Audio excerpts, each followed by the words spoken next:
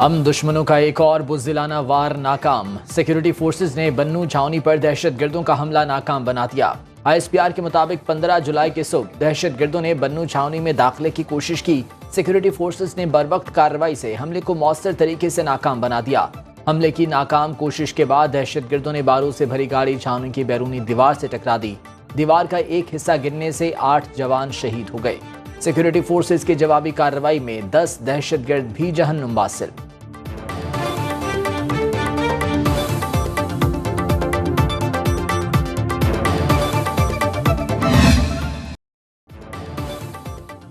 शहीद की जो मौत है वो कौम की हयात है। लहू जो है शहीद का वो कौम की ज़कात है। बन्नू दहशतगर्दों की बुज़दिलाना कार्रवाई में पाक फौज के 8 जवानों ने जामे शहादत नोश किया। ISPR के मुताबिक 44 साला नायब सूबेदार मोहम्मद शहजाद शहीद का ताल्लुक जिला पुंछ, 30 साला सिपाही अशफाक हुसैन खान का नीलम और हवलदार जिले हुसैन का ताल्लुक खुशाब से था। 26 साला सिपाही अरसनान असलम बहावरपुर, 34 साला लास नाइक सब्ज अली खान लकी मरवत और 30 साला सिपाही इम्तियाज खान करक से थे। तर्जुमान पाक फौज के मुताबिक दहशतगर्दी की कार्रवाई हाफिज गुल बहादुर ग्रुप ने की, जिसकी भरपूर जवाबी कार्रवाई में 10 के 10 दहशतगर्द जहन्नुम वासिल। बन्नू में दहशतगर्द हमला नाकाम बनाने पर वज़ीर आज़म का सिक्योरिटी फोर्सेज को खिराज तहसीन। शहबाज शरीफ ने हमले की शदीद मजम्मत करते हुए अपने पैगाम में कहा, दहशतगर्दी के खिलाफ पाक फौज और दीगर सिक्योरिटी फोर्सेज की कुर्बानियां लाजवाल हैं। दहशतगर्दी के खिलाफ पूरी कौम पाक फौज के साथ खड़ी है। शोहदा के लिए दुआए मग़फ़िरत और अहले खाना से ताज़ियत का इजहार। सदर मुमलिकत ने मुज़म्मती बयान में कहा, पाक फौज के जवानों ने बरवक्त कार्रवाई करके कौम को बड़े नुकसान से बचाया। बहादुर जवानों पर पूरी कौम को फ़ख्र है। वज़ीर दाखिला मोहसिन नकवी ने खिराज अक़ीदत पेश करते हुए कहा, कौम के बहादुर जवानों ने जान देकर दहशतगर्दी का बड़ा मंसूबा खाक में मिला दिया। चेयरमैन सेनेट यूसुफ रज़ा गिलानी की तरफ से भी हमले की मज़म्मत।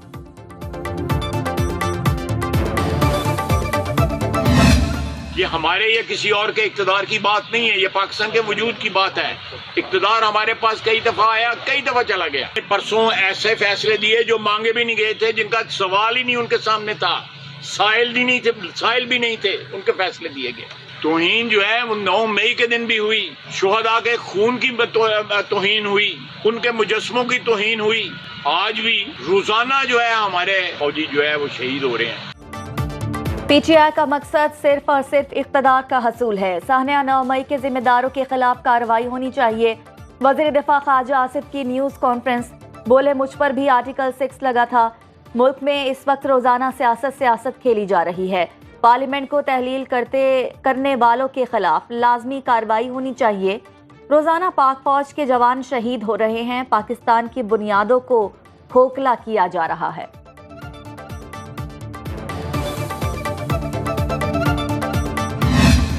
किसी सियासी जमात पे पाबंदी नहीं होनी चाहिए, मगर कोई एजेंट बन जाए पाकिस्तान के मफादात के खिलाफ, ऐसे एजेंट पे 9-10 मई करने वाले एजेंट पे पाबंदी तो क्या, इसको पाकिस्तान के कानून के मुताबिक कटहरे में खड़ा किया जाना चाहिए। मुस्लिम लीग नून के रहनुमा कहते हैं, मुल्क अब मजीद किसी इम्तिहान का मुतहम्मिल नहीं हो सकता। मियां जावेद लतीफ़ की न्यूज़ कॉन्फ्रेंस, बोले जिससे मुल्क को खतरा हो उसको कोई सियासी जमात नहीं कहता। पाकिस्तान की कौमी जमातें मुल्क का असासा हैं। मुल्क में सियासी इस्तेहकाम बहुत ज़रूरी है। CPAC को नाकाम बनाने की कोशिश की गई। हम इस पोजीशन में नहीं कि सब जानते हुए भी आंखें बंद रखें। कौमी कॉन्फ्रेंस बुलाकर अहम मसाइल पर मुशावरत करनी चाहिए।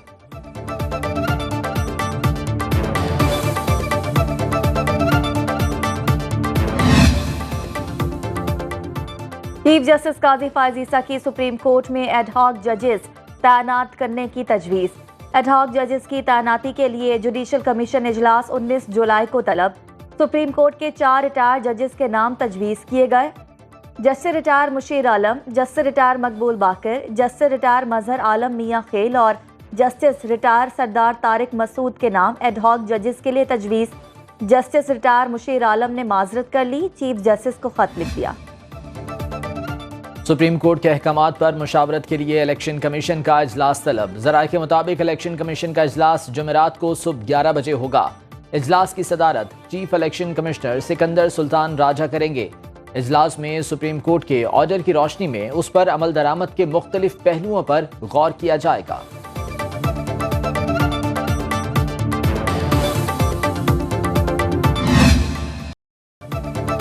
مہنگائی کے ستائے عوام کی جیب پر کاری ضرب، پیٹرول مصنوعات پھر مہنگی ہو گئی۔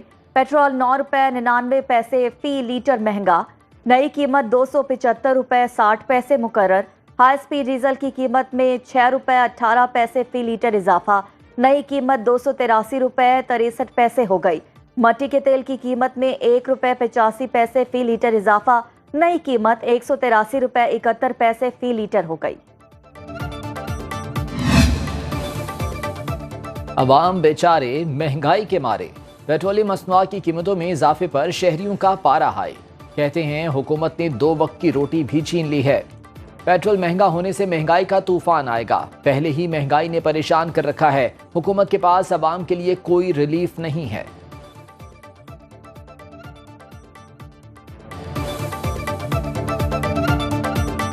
یہ حکومت کی نااہلی ہے، جو ہے غریب عوام ویسے بھی پس رہے ہیں، اور آئے روز جو ہے پیٹرول بڑھا رہے، آئے روز دوسری چیزیں بڑھا رہے، تو عوام کا تو جینا مشکل ہو رہا ہے۔ جو ہماری آج کل جو حکومت چل رہی ہے، انہوں نے تو سمجھا ہوا ہے کہ بالکل آنکھیں بند کی ہوئی ہیں انہوں نے۔ گورنمنٹ کیا کرتی ہے؟ کچھ بھی نہیں کرتی، غریبوں کو مار رہی ہے، اور کیا ہے۔ فارن فنڈنگ اسٹیبلشڈ، 9 مئی کے حملے اسٹیبلش، دہشت گردوں کو واپس لانا اسٹیبلش، یہ ساری چیزیں آپ نے اس ملک میں کی ہیں۔ پھر ایک سائفر کا کھیل رچایا گیا اس ملک میں، اور آپ نے اپنے سیاسی مفاد کے لیے ملک کے بین الاقوامی سطح پہ تعلقات کو خراب کرنے کی کوشش کی، ملک کو نقصان پہنچانے کی کوشش کی۔ ان تمام چیزوں کو دیکھتے ہوئے، ثبوتوں کو دیکھتے ہوئے، وفاقی حکومت پی ٹی آئی کو بین کرنے کے لیے کیس موو کرے گی۔ تحریک انصاف پہ پابندی لگانے جا رہے ہیں۔ حکومت کا تحریک انصاف پر پابندی لگانے کا فیصلہ، سپریم کورٹ سے رجوع کرنے کا اعلان۔ وفاقی وزیر اطلاعات عطا تارڑ کی نیوز کانفرنس، بولے مضبوط شواہد کی بنیاد پر پی ٹی آئی پر پابندی لگانے کا فیصلہ کیا، اتحادی جماعتوں سے مشاورت بھی کی۔ بانی پی ٹی آئی عارف الوی اور قاسم سوری کے خلاف آرٹیکل 6 کا ریفرنس چلائیں گے، یہ پاکستان کو توڑنے کے خواب دیکھتے ہیں۔ تحریک انصاف نے سیاسی مفادات کے لیے IMF کو خط لکھے، ملک مخالف سرگرمیوں میں ملوث بیرون ملک موجود افراد کے پاسپورٹ اور شناختی کارڈ بلاک کیے جائیں گے۔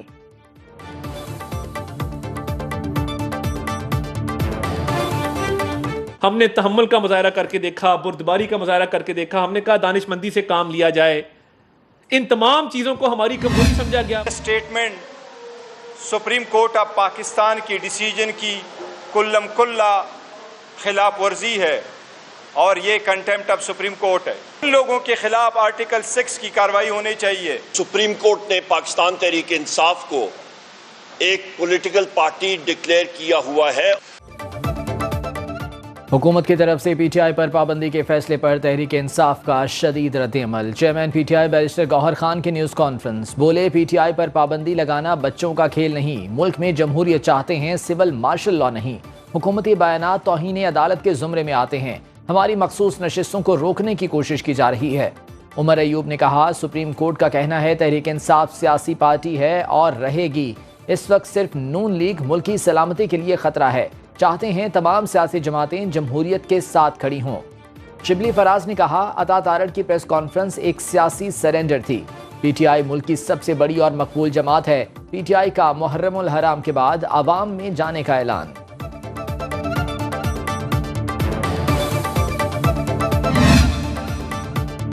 پی ٹی آئی پر پابندی کے فیصلے کے اعلان پر امریکی رد عمل، ترجمان امریکی محکمہ خارجہ میتھیو ملر کہتے ہیں کسی بھی جماعت پر پابندی لگانا مناسب نہیں، سیاسی جماعت پر پابندی تشویش کی بات ہے۔ امریکہ پاکستان میں قانون کی حکمرانی کی حمایت کرتا ہے، آزادی اظہار رائے اور انسانی حقوق کی خلاف ورزیوں کے خلاف ہے۔ امریکہ پاکستانی عدالتوں اور حکومتی فیصلوں پر نظر رکھے ہوئے ہے۔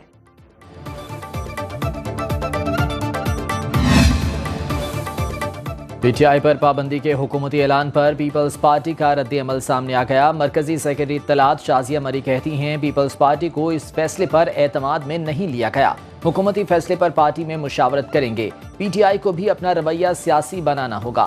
خورشید شاہ نے کہا ہمیں سیاست کرنی چاہیے، ان چیزوں سے مسئلے حل نہیں ہوں گے۔ رضا ربانی نے سیاسی جماعت پر پابندی کو تمام جمہوری اصولوں کے خلاف قرار دے دیا۔ فرحت اللہ بابر نے ٹویٹ کیا، تحریک انصاف پر پابندی اور آرٹیکل 6 لگانے کی باتیں فضول ہیں۔ شرجیل میمن کہتے ہیں اس صورتحال کے ذمہ دار بانی پی ٹی آئی ہیں، انتہا پسندی اور سیاست ساتھ ساتھ نہیں چل سکتے۔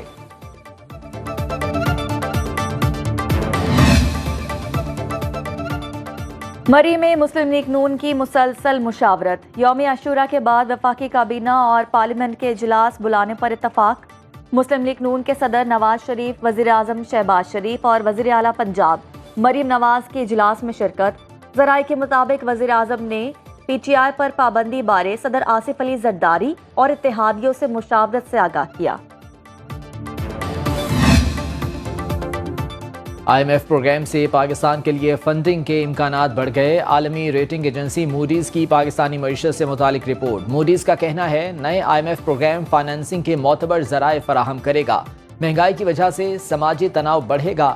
مشکل اصلاحات کو مسلسل نافذ کرنے کا مضبوط انتخابی مینڈیٹ نہ ہونا خطرات پیدا کر سکتا ہے۔ رواں مالی سال پاکستان کی بیرونی فائنانسنگ کی ضروریات تقریباً 21 ارب ڈالرز ہیں۔ پاکستان کے پاس 9.4 ارب ڈالرز کے زر مبادلہ کے ذخائر اس کی ضروریات سے کافی کم ہیں۔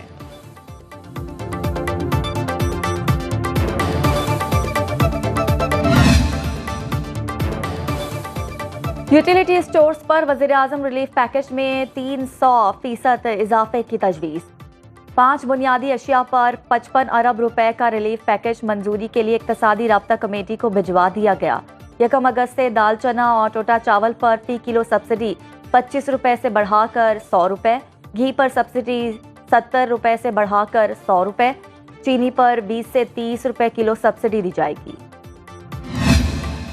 ملک بھر میں 9ویں محرم الحرام کے موقع پر جلوس اور مجالس کا اہتمام۔ پنجاب سمیت ملک کے متعدد شہروں میں اجتماعات کا انعقاد، سیکیورٹی کے فول پروف انتظامات۔ کراچی میں 9 محرم الحرام کا مرکزی جلوس نشتر پارک سے برآمد۔ ترجمان وزارت داخلہ کے مطابق پنجاب کے کسی شہر میں موبائل سروس مکمل طور پر معطل نہیں کی جائے گی۔ 9 اور 10 محرم کی رات کو 8 سے رات 10 بجے تک سروس جزوی طور پر بند رہے گی۔ کوئٹہ میں موبائل فون سروس رات 8 بجے تک بند رہے گی۔ اسلام آباد پولیس کا فلیگ مارچ۔ قاتلانہ حملے میں زخمی ٹرمپ کی انتخابی مہم جاری۔ ملواکی میں منعقدہ ریپبلکن کنونشن میں ڈونلڈ ٹرمپ باضابطہ صدارتی امیدوار نامزد۔ ٹرمپ نے سینیٹر جے ڈی وینس کو اپنا نائب صدارتی امیدوار بنا لیا۔ ان کا تعلق ریاست اوہایو سے ہے۔ ٹرمپ کے کنونشن کے لیے لکھی تقریر کے اہم نکات کے مطابق یہ قدرت کی مدد تھی جس کی وجہ سے قاتلانہ حملے میں زندہ بچ گیا۔ یہ خدا ہی ہے جس نے اس ناقابل تصور واقعے کو روکا۔ فلوریڈا کی عدالت نے ٹرمپ کے خلاف خفیہ دستاویزات کا کیس خارج کر دیا۔ پاکستان ویمنز کرکٹ ٹیم کی ایشیا کپ میں شرکت۔ قومی ٹیم غیر ملکی پرواز سے کولمبو کے لیے روانہ۔ ویمنز کرکٹ ٹیم 19 جولائی کو اپنا پہلا میچ دمبولا میں بھارت کے خلاف کھیلے گی۔ قومی اسکواڈ میں ندا ڈار کپتان، عالیہ ریاض، ڈیانا بیگ، فاطمہ ثنا، گل فیروزہ، ارم جاوید، منیبہ علی شامل۔